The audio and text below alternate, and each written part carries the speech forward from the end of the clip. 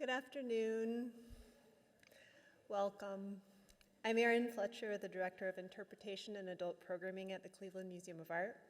I'm so pleased you can join us on this cold day for the biannual Fran and Warren Rupp Distinguished Lecture on Contemporary Art. This fund provides lectures and discussions by practicing contemporary artists to audiences in Cleveland and beyond.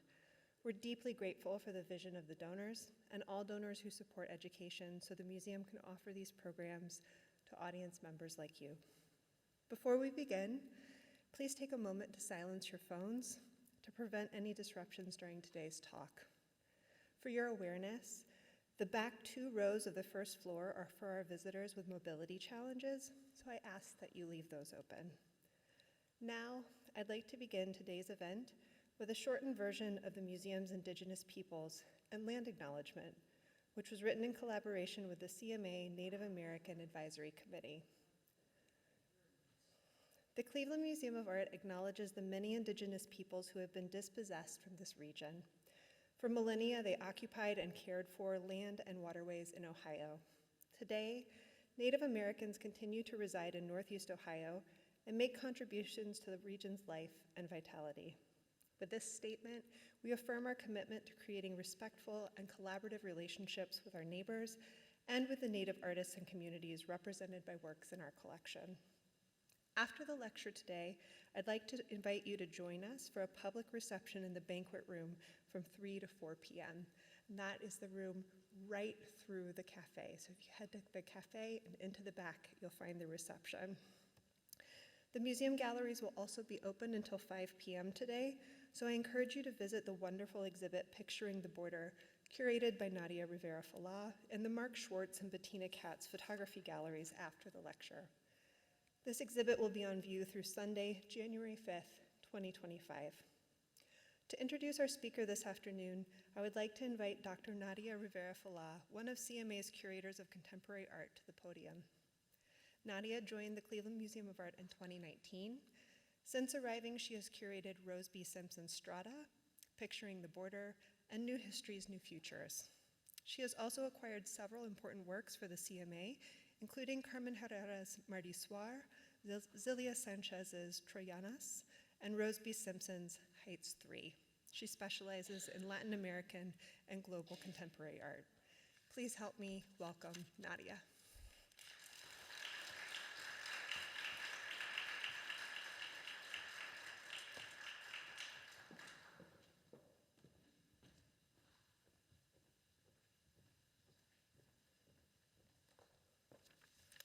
Good afternoon, and thank you, Erin, and thank you, everyone, for joining us. Heading into the last few weeks here that Picturing the Border is on view, I'm so glad that we could get this program together. Any of you who have been in the show knows that one of the sort of below the level themes is these micro networks of photographers who were all working in the borderlands at the same time since the 1970s to the present day.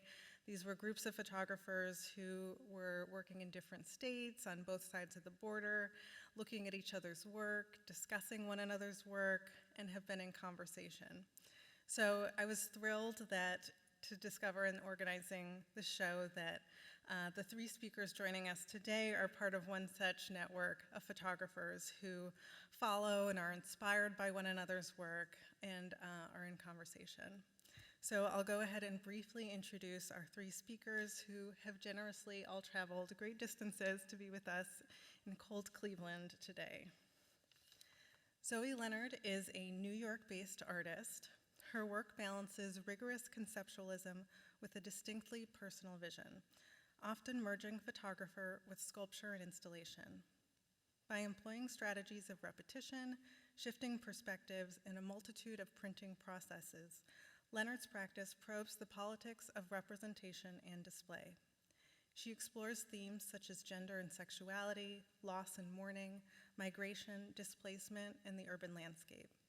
Her photography specifically invites us to contemplate the role that the medium plays in constructing history and to consider the roots of contemporary photographic culture. Zoe has exhibited her work internationally and currently has an exhibition on view at the Chinati Foundation in Marfa, Texas.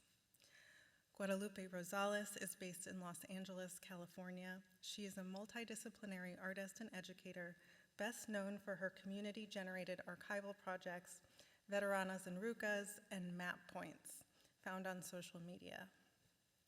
The projects manifested in 2015 from the under- and misrepresentation and historical erasure of Latinx communities in Southern California. In her studio practice, Guadalupe works with sculpture, photography, video, sound, drawing, and community-based projects and collaborations, and the archive, centering on the creation of immersive and sensorial spaces to activate memory and evoke a collective experience. And she has a forthcoming book called East of the River that will come out in 2026. Josh T Franco is an artist and historian from West Texas. Franco's primary medium is the discipline of art history itself. Using performance and a variety of materials, he transformed the components of being an art historian, reading, writing, annotating, sketching, looking, museum going, and so on, into artworks appropriate for museums and galleries and their audiences. His book, Marfa Marfa, Rasquachismo and Minimalism in Far West Texas, is forthcoming with Duke University Press. So without further ado, I will hand the stage over to Lupe, Zoe, and Josh. Thank you for being here. Thank you, Nadia. As a protective moderator, I'm going to ask for those waters that we discussed, because we will need them. Thank you so much. Feel free to run up on stage. I'm so happy to be here. Thank you, Nadia, for the invitation, and to the museum, and to you all for coming. I'm going to just present 3 slides that set the stage for today, and then we'll spend the bulk of the time asking questions of Guadalupe and Zoe and discussing the show. So we've already been having a fun day, so we'll just keep having fun.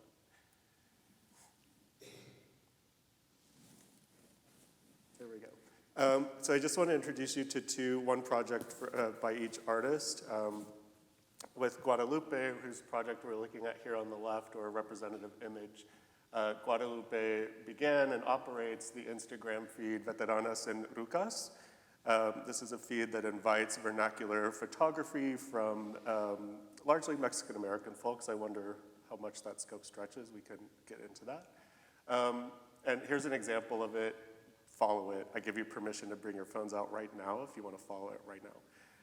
It's an amazing feed, and I have it here paired with an image of myself with my parents at age 19 when they had me, because one of the most kind of magical things about this Instagram project is that whereas most of the time social media, causes you to physically close in on yourself and look at your phone and doom scroll, this is a feed that as soon as you see something, you often, especially if you're Mexican-American or Chicano, you immediately text your family or look up if you're with your family and say, like, hey, look at this. Do we have things like this? And you almost always do. So I'll send in this photo when you're doing a feature about Mexican men's mustaches and thin eyebrows of my mother here someday. So we'll be talking about this project quite a bit. And then Zoe, the project I want to focus on with you is El Rio, which Nadia mentioned. That's currently on view at Chinati Foundation in Marfa, where my family also happens to be from and is part of our connection.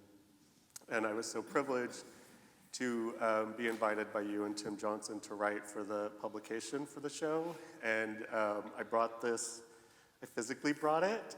Here you go. It's fun to have things to show. Oh my gosh. So the project, a little quick summary, Zoe went along the Rio Grande where it is used as a border currently, and took photographs along, many photographs all along the route. I wrote an essay, was invited to write an essay particularly about one spot where a small footbridge, a community-built footbridge between the US and Mexico was built. Between the US side, the town is Candelaria. But when Zoe and Tim were there, it was during COVID, travel was difficult. In an ideal world, I would have gone down to the spot myself. But Zoe and Tim packed up this dirt in this Gatorade bottle for me to send to me in DC as sort of like a talisman to have with me while I wrote. So I labeled it like a good art historian, and it will be in my possession forever. And I'm showing it to you here in my handwritten label.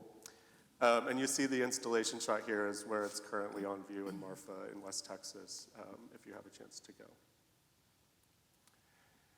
So then to offer just some broader context for the stakes of the border, and also a really interesting example of some sort of vernacular blog video-y little kind of, I couldn't tell where this blog is, like where it fits on the spectrum of like journalism or just people kind of making a thing.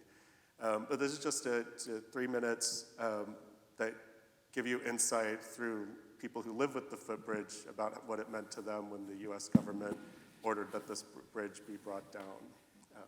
And I think this provides great context for our conversation following this. West of Presidio, we find the communities of Ruidosa and Candelaria. The farther out you go, the more isolated and surreal the border becomes. You enter the land of footbridges.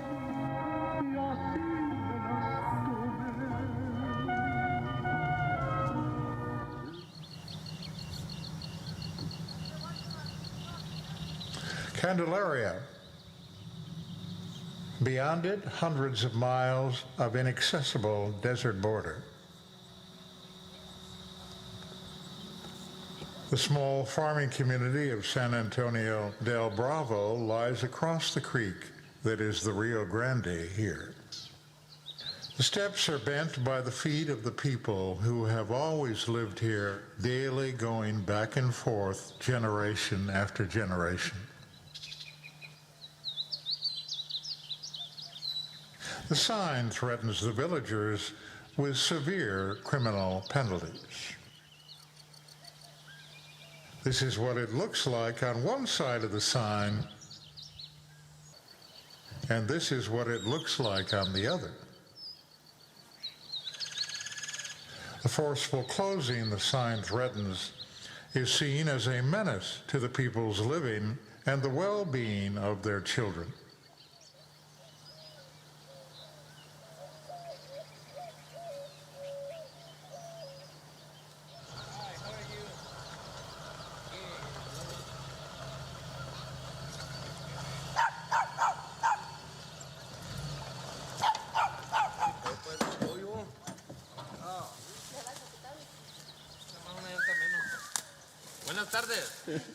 Oh, I was born here. Tell me about the border closings. What do you think? I don't think it's good, but if they want to do it, what can we do? We've been born by here for 40 years, maybe 100 years, but I've been going here 40 years, and I don't know, I don't think it's a good idea, but I don't know. Nosotros aquí tenemos el dominio. No, nunca, no ha habido terroristas aquí, nunca hemos habido. La migración ha estado aquí por mucho tiempo y nunca trampa a nadie.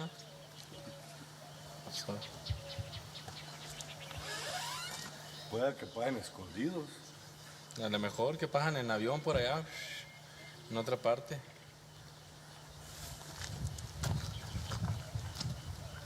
Aquí todo el tiempo ha sido un Pacífico, ni nunca le agarró droga ni nada aquí, en este puente nunca. Y ahí lo han cuidado y queremos que nos lo sigan dejando ahí, por favor. Creo que tenemos un derecho. See you later, alligator.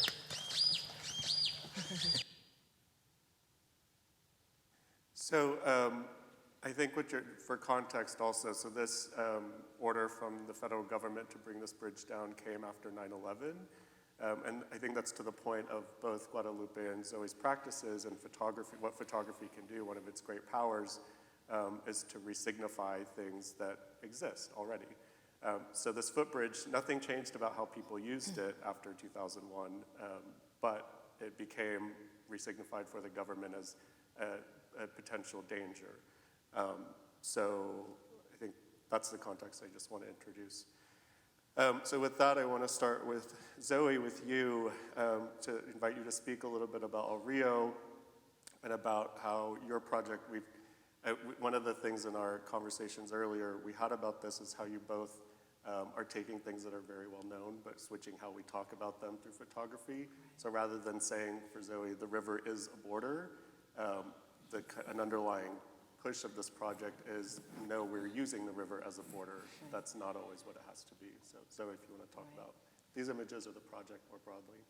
Sure, yeah. Yeah, the work really started with this question, what does it mean to ask a body of water to perform a political task? The river flows through 2,000 miles of land, and for 1,200 miles, it's used as the border between these two countries. But obviously, the river predates the existence of the country of Mexico and the existence of the United States. So it's kind of this like,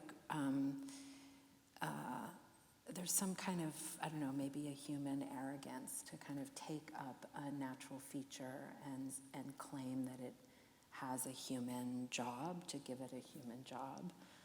So the work kind of started with this, following the river and photographing along the river. I started in 2016. It was just after Trump was elected the first time. And it was a way for me to, I think, be in a region that I really loved and was getting to know better, and a way of thinking through the complexity of what it means to be an American citizen. It was a way for me to not turn my back on my country, and not turn away from the political turmoil of the moment, but to also explore the complexity of this really, a region that is simultaneously contested and difficult and tragic, but also immensely rich and beautiful in the natural features and in the human culture. So this work that ended up, spanning, I think I was photographing for 5 or 6 years and then editing, and now I've exhibited it in 4 different institutions, I think, and in each place I've completely retailored the work to consider the context. So these images are from Chinati. Yeah, maybe I'll leave it there for now and we can kind of circle back around. Yeah, and there's a lot to talk about in these 2 images, and we will definitely come back to them. And Guadalupe, I'll just invite you to talk about the project more. And I did choose this lowrider image intentionally because lowriders are present in picturing the border. Also something we've been talking about that calls for resignification in queer terms and in a lot of different terms. So I started Veteranas en Rucas in 2015. And this is around the time when I had just finished, or was about to finish grad school. So I was still kind of in between New York and LA. But the backstory is that I was, I had left LA for in early 2000s, and I moved to New York, which also meant that I lost a lot of my own belongings, a lot of love letters, photographs that my friends had given me, family photos, and being far away from home. And also, as time went by, I started kind of rethinking of my own experience growing up in LA, particularly in East LA. And maybe there was also like a sense of wanting to reconnect, with my past, but also with friends and my family. So what I was doing, it was like I was just holding on to these memories that I had, and no physical like documentations or, and I just started thinking about how, about preservation, but also in terms of like this urgency of how stories are being told and by who. Again, like this is also a time when I was I was really relying on the internet, textbooks, movies even, and I saw that there was this like, almost like a sterile way of talking about history. And I really wanted to go deeper, into the way we tell stories about marginalized communities. So I started this Instagram in 2015, and it was more like an invitation to people to submit photographs and also stories along with the photographs. And it's a public platform, and it just grew really fast. And a lot of people have been describing it as even like a digital altar where there's also beauty, but we also talk about the tragedy of life and also growing up in marginalized communities. But that's what's part of this work. It's we talk about everything, and we also have a lot of people who are either relatives but also strangers can connect and relate to these stories and photographs. And when you say send, do people send you physical pictures or digital only or mixed?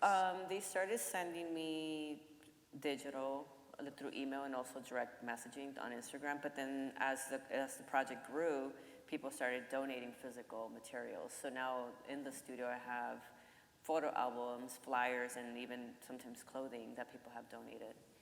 It's a big responsibility. Yeah, it is. We could talk about your plans for that later. And I did also intentionally choose some comment thread where Rafa Esparza just says hot. Oh, yeah.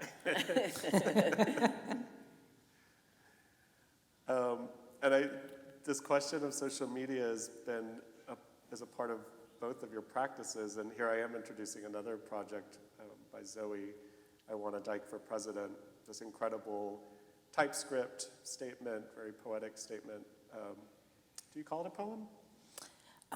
I never thought of it as a poem. I saw other people call it a poem, but I didn't think you did. Well, people have been referring, and I'll take it. Yeah. I mean, I think of it as a text, but I'll take poem.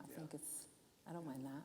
But it's this social media and the vernacular, which is something else we want to talk about. But social media is a bridge between these two projects because every 4 years, I Want a Dyke for President recirculates. So the statement is basically like all kinds of marginalized communities are listed with the sort of argument, well, you can tell me if this is right, but the argument that like we should have a president that not only sympathizes or gives lip service to, but does inhabit these positions in life because they might do the presidency dramatically differently than it's been done for the 250 years of our existence as a nation.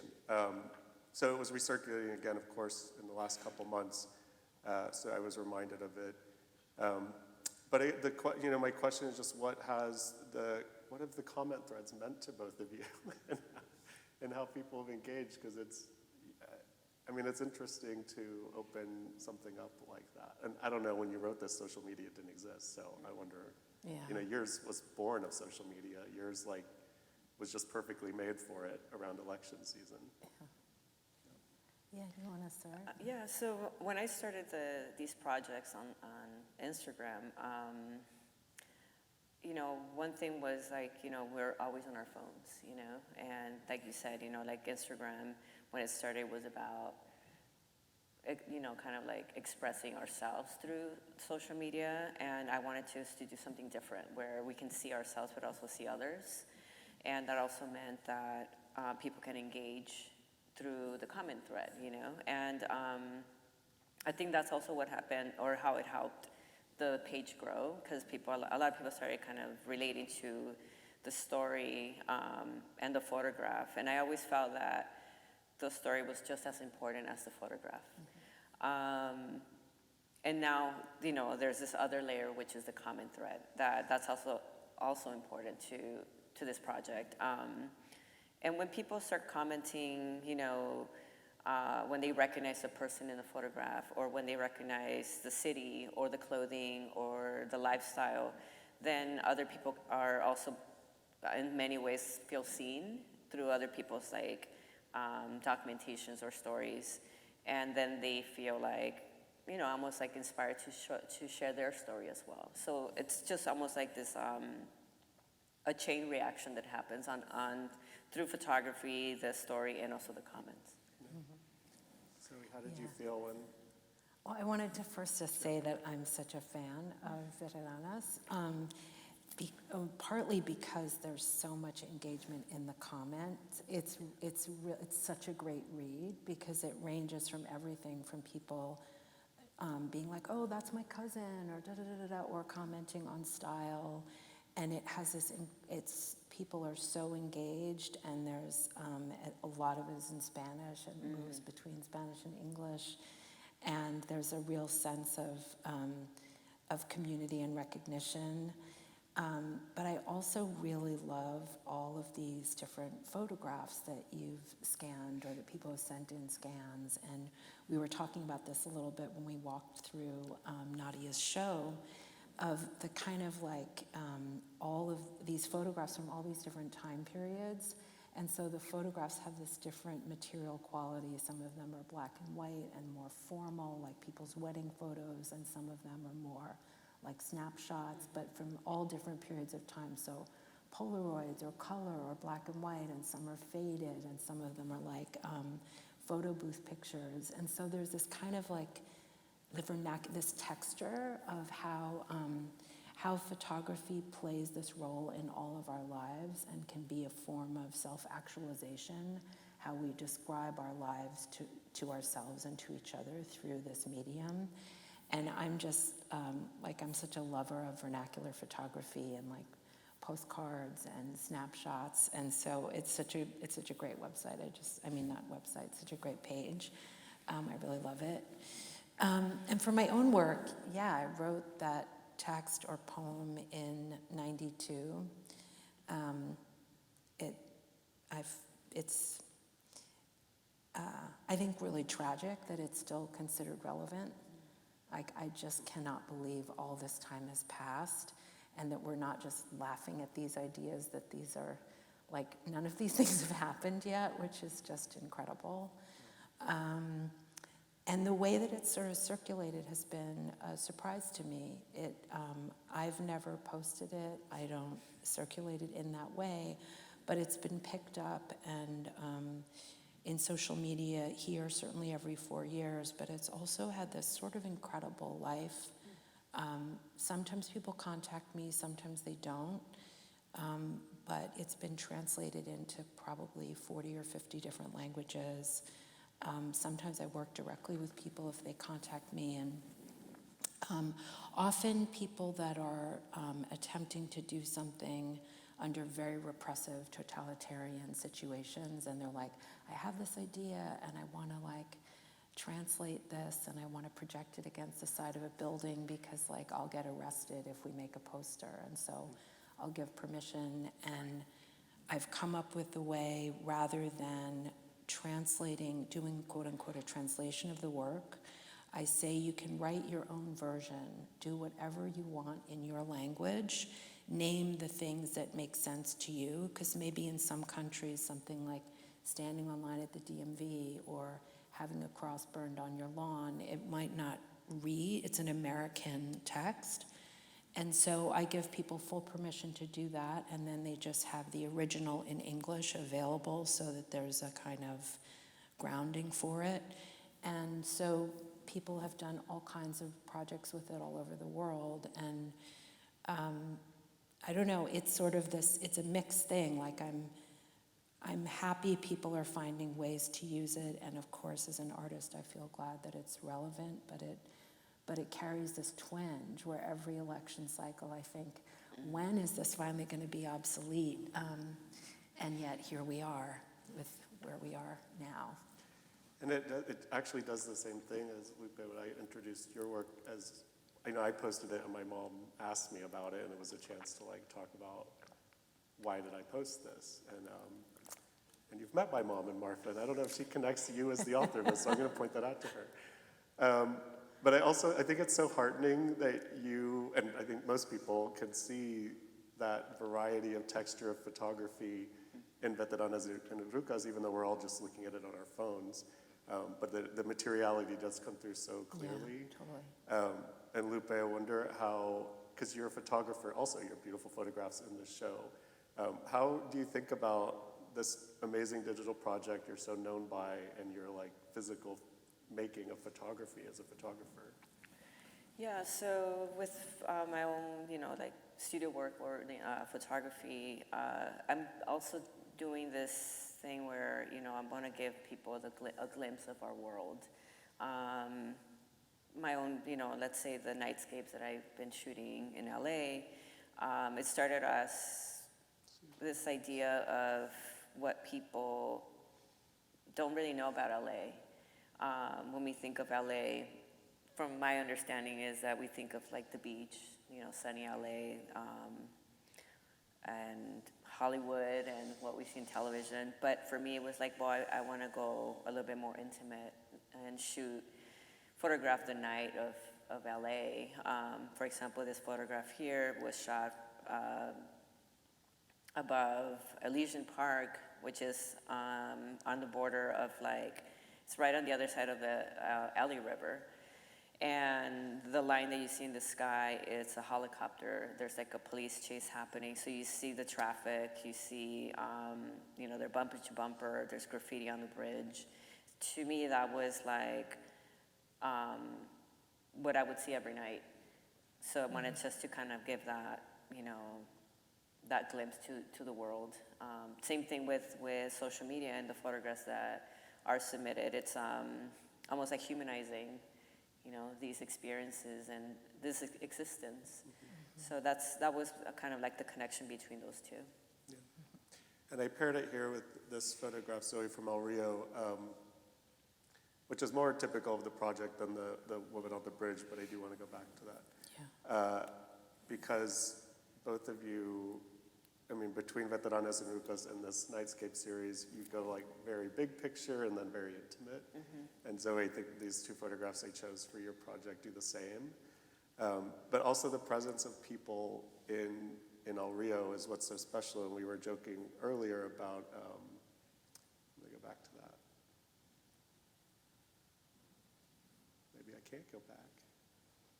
You can always go back. Can always go back. Well, we were joking about, Zoe called you the anti-Ansel Adams because you welcomed people's presence. And here you have some nice pickup trucks and things. But in that early image was the woman crossing the bridge. And I just want to ask about that, what does it feel like to do this project with the intention of not, you weren't trying to make beautiful landscapes. Yeah. And where does the presence of people disrupt the history of landscape, painting and photography and depicting? Yeah, that's a great question. There's so many actually questions packed into that question. I think it's also a real question of what you find beautiful. And I think that there is a lot of landscape photography that's often gathered under the kind of the landscape photography of the American West. And that is the images were really made in service of determining and kind of taking hold of territory.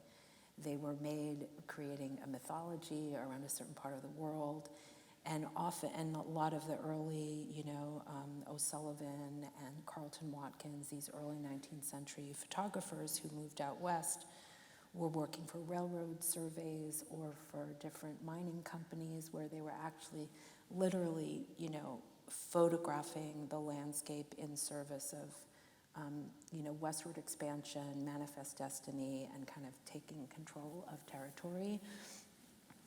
For me, Ansel Adams, although he's much later, kind of falls into this kind of romantic mythology that sort of doesn't recognize the complexity of what has actually happened on this land. And I'm sort of resisting calling it a landscape, because a landscape is something, it's another human construction. It's saying this land is here for me to look at. Isn't that beautiful? Isn't that picturesque? Whereas land, I think land has its own sovereignty. The river has its own sovereignty. and humans can choose to live with and on and in the land in many different ways. So the work, I photographed along 1,200 miles of the Rio Grande or Rio Bravo, crossing back and forth and photographing from multiple vantage points from both the quote-unquote Mexican side to the quote-unquote US side. This is one of my favorite little passages of the work. It's actually taken on a bluff overlooking the village of Candelaria, where the bridge was removed, the video that Josh showed us earlier. The stern is from. I'm very proud of myself Yeah. for bringing this. I know, I can't believe it.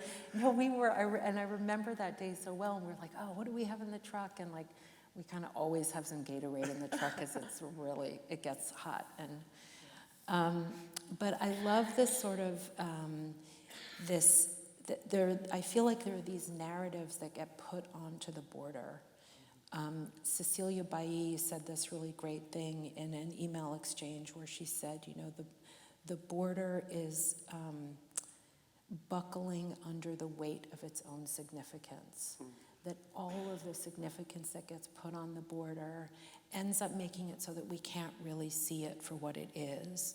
The border isn't one place or one point on a map. I think Gloria Anzaldúa had it better, like a borderlands is actually this whole third space that's a liminal space. And I wanted to kind of offer, I feel like there are certain photographs that we see over and over and over again. People being arrested, people, being forced to sit on the ground with their hands behind their back. Certain very romanticized portraits of Border Patrol agents on horseback. The kind of ghettoization of images of Mexico, and then these kind of grand, quote-unquote, American vistas. And so I was looking for the photographs in between. Like, what are the photographs I hadn't seen yet? What are the kind of, are there quieter moments that show, as the gentleman was saying in the video, like, it's been really peaceful. This is a peaceful place to live, actually. It's a very beautiful place to live. And to not deny the violence, there are plenty of photographs in this work that show fences and walls and arrests and helicopters and all of that. But I wanted to show what I first thought of as contradiction, but I've started to think about it as simultaneity, that all of these things are happening at the same time, the peace and the violence. And while I was sitting here looking at these two things, I thought of two connections to your work, actually, Lupe. One is how both of us think so much about the frame, right? Like, I think a lot about the frame within the photograph, the black frame, in it from an analog photograph where I don't crop out the edge of the negative. And Lupe often makes these kind of really beautiful and very individualized frames around the photographs that point to various kind of art and craft traditions and that kind of change the photograph into more of an object and a kind of connect it to altars and to paintings and to various other. So I was thinking about the frame. And then I was also thinking about, in this photograph that you described so beautifully, your other nightscapes and what we were just talking about over lunch, the ones of the alleys between houses, and how you're often interested in liminal spaces, right? Spaces that are between things, which is kind of what Anzaldúa is talking about, like the richness of what happens between things. And the very definition of like a marginalized people and people on the margin, how margins also offer us all of this richness, because that's where things blend and people meet, and where other kinds of cultures can be that aren't the dominant culture. So I was just thinking about, like, are both of our relationships to liminality. Yeah, no, even what you're saying, and even in the video that we were just watching, just like the conversation we had prior to this, is that I also want to consider and acknowledge the beauty that is born, you know, when there's like maybe even the sense of like being pushed out or not belonging. Then we create our own culture, our own richness, our own ways of celebration. We also have our own borders. You know, borders is not just like in the country or you know, but it's also in the city.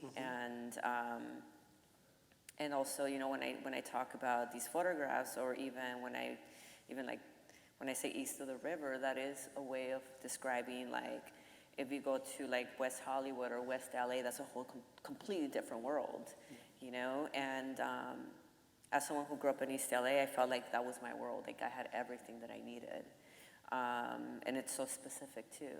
So there is that too. It's like, you know, what we're all talking about. I think you're both just so right too. 'Cause I'm from experience. So I left Texas when I was 23. I'm almost 40, so I'm almost reaching the point where I've lived outside of Texas as long as I lived in Texas, which is very sad. But even as someone who grew up there, I succumb all the time. I forget until I go home again to visit. Like, oh yeah, the border also just is like normal life and peaceful and can be nice. But from where I live in Washington, D.C., I do catch myself all the time. Well, I don't really catch myself till I go back, but I realize like, oh, I just thought of the border as the capital B border that's on the news all the time, which is again why it's just so powerful and good to have these projects in the world. And it's also really changing, because I think there's been, since when I started photographing in 2016, there's been such a tremendous political will and an enormous amount of funds thrown at the idea of kind of making concrete the border and like literally defining it and, you know, sort of almost like making a crisis happen in many ways, rather than looking at the complexity. Like the word that I always go back to is complexity. How much is going on and how many different kinds of things are happening, how many different interests are happening simultaneously. And that there's very, seems to me from my, you know, just position as a citizen who like reads the paper and has spent a lot of time looking along the border, that rather than looking for solutions that are based in reality, the realities of economies, the realities of culture, the realities of people's lives, of how labor and how investment works, rather than looking honestly at what we have and looking for solutions, there's been a kind of doubling down on making the line hard or look hard, you know, keep building taller walls and fences. And I've really watched a kind of mind-boggling transformation over the last 8 years now of how much building, how much new infrastructure is there, how many more Border Patrol personnel are present, how many more National Guardsmen and soldiers, and it's become an intensely militarized zone. Not everywhere, like Candelaria is still Candelaria. But there are many places that are almost like places where I used to be like, oh yeah, let's just like, you know, jump in the water and go swimming, where now there's literally 18 foot of fence and like a National Guardsman every 50 yards. There's this weird phenomenon outside Marfa called the Marfa Lights. Like, you can go down the internet rabbit hole, but I think the moment I had of this, and when I grew up, you just knew where to stop on the highway. There was no marker. And now there's this like large, fancy Adobe platform, which is nice because it has bathrooms, but otherwise is very strange and is a little sad. It's like that, like this didn't need infrastructure. This is overkill, and it's a little bittersweet. Lupe, as your career is, you know, grown, and I find this too, because I write so much about the border and think about it. How has your experience been taking works that are from the border, thinking about the border, picturing the border, taking them to other parts of the country. So like taking them, having conversations in Detroit about this material. I'm sure it's different. I'd love to hear how it's different. Yeah, no, I just had a show in New York, and it was really centered around like lowriders, and as someone that grew up with them, since I was a kid, I saw them all over like the boulevard, and then having a show about something that's so specific to LA, outside of LA, made me think about resources too, and also, but at the same time thinking like, damn, we're everywhere. Like it's beautiful to see that and how much it's growing, how much we're growing, So I feel like the work, it's like it does have a particular audience for it, but also it speaks. I just feel like it's so important for it to exist outside of LA, for example. Because this is something that Zoe and I always talk about, is that the work in art in general is about raising questions rather than like, and I think the show here does that, makes you rethink how we think about the border. And when the work travels, it's doing that as well. So I think that's so important for it to exist outside of where it's from. Yeah, and you've just begun spending time in West Texas, and there's so many things to talk about Califas, Tejas, Chicanismos. Oh yeah, for sure. So what does that? What have you observed, kind of spending time in West Texas? So again, it's when I bring my work into, let's say for example, Dallas, when I had a show there, a lot of people kept asking me like, well, what's the difference? Like, is it weird to bring something that's so LA to Dallas? Like, actually, no. Like, it's so big there, and like, I didn't feel like it was like I was outside of my own, like space or culture. I do think that West Texas and Dallas, also has its own uniqueness. So I feel like I'm also coming into like as someone that is also learning, and that's how I also treat my projects with the archive. Is even though there's a lot of things, a lot of stories that I can relate to, I'm also learning about myself and learning about communities through the work. Yeah. And Zoe, how did you decide to move to Marfa? I don't think I've ever asked you that. I moved to the border. And surprise, we didn't pre-plan that question. Yeah. I mean, I'm from New York, and I go back and forth. It was it was kind of because of the Chinati Foundation. A very dear old friend who's actually a Texan, Tony Fair, did a residency at Chinati back in, I don't know if anyone here at the museum knows Tony Fair's work. He's a really incredibly gifted sculptor and artist, conceptual artist. It's really gorgeous work. He did and he's no longer with us, but Tony did a residency at Chinati, and we were really good friends. He was like a brother to me. And I went out to see his work, and then, saw Judd's work and saw kind of the whole project there, and they invited me to come and do a residency. And so I started going out there and did project, and then did another project, and but oddly, all for like the first 10 or 15 years that I spent time out there, 10 years, I never picked up my camera and never took a single picture, because I think everywhere I looked, I was like, oh God, that picture, I'm not taking that picture. I was like, oh, it's horseback and like the lonely road with the big skies and the clouds and the mountain. I was like, oh no, I'm not doing that. You're not Ansel Adams. Absolutely not. And I made a camera obscura at one point, which was a way of kind of like thinking about. You made camera obscura out of a building. Out of a building, yeah. It was a really giant, like I took an old ice plant that was parallel to the railroad tracks and put a lens in. It was like a 120-foot long building with 40-foot ceilings. And it was a way to start thinking about the relationship of the camera to that part of the world and the relationship between the railroad and the camera, and kind of how the camera is so implicit and complicit with westward expansion and with certain kinds of economies, and ways of like turning that on its head, how to find a way to slip that knot.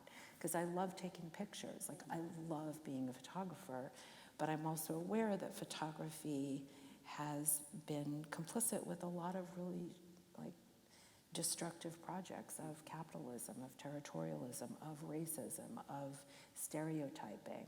And so how can we, can you use the camera to kind of unbuild the myths that we've built up and build up some new kind of picture? I think how we picture ourselves and how we picture each other and how we picture the world is a big part of how we end up experiencing it. And it's how we can create respect, it's how we can create a sense of attention, ideas of equality. These are all actually available in pictures. And so for me, I think for my whole practice, my whole life, it's been about how to hold the camera differently, how to find a way to build a different kind of picture where I see a problem. And I'm so not from this part of the world.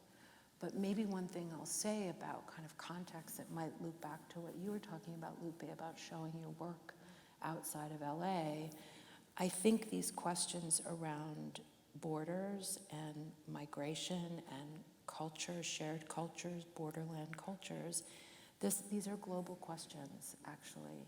And right now, borders around the world are under a lot of pressure because there's massive migration happening. It's just a fact.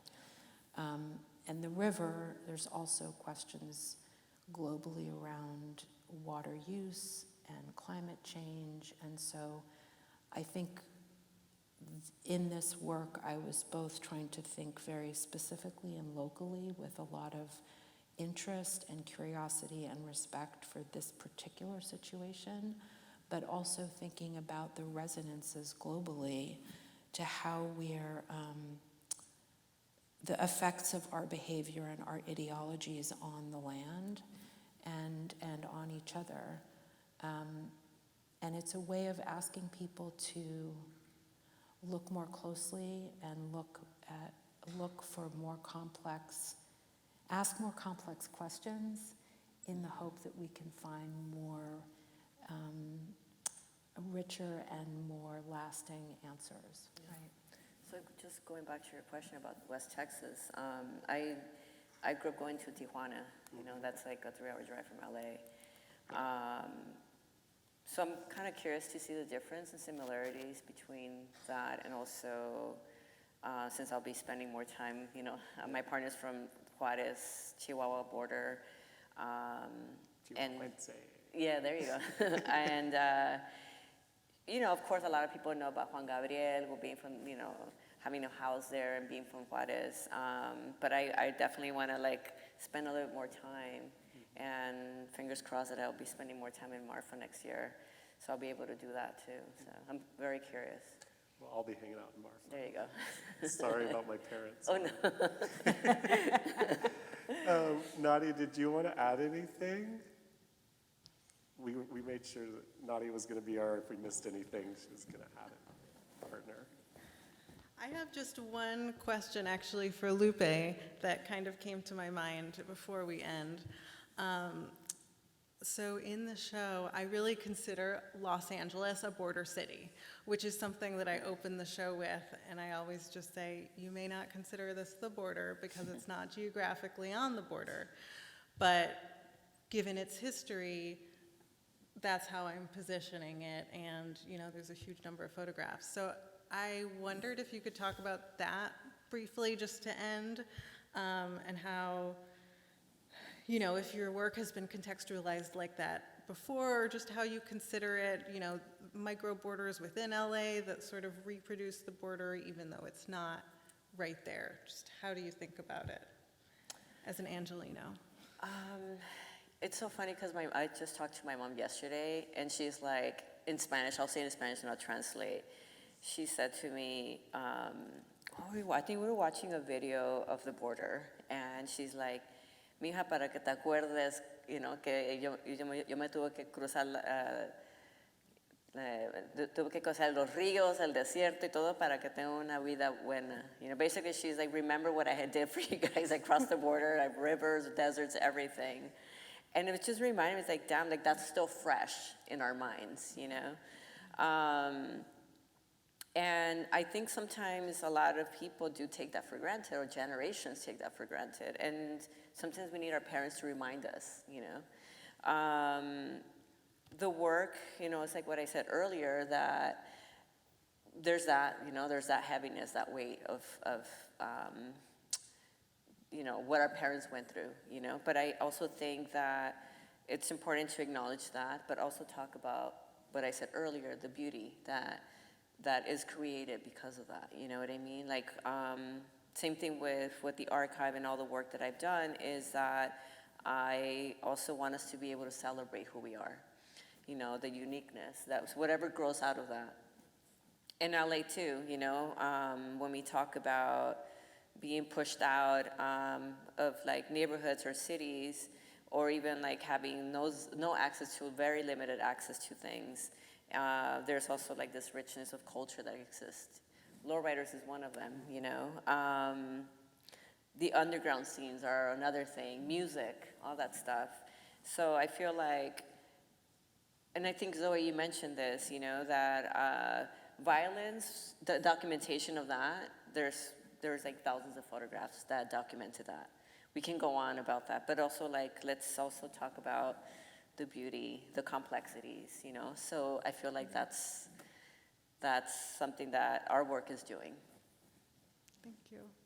Well, on that note, thank you. Thank you, and thank you to our speakers. Thank you for being here.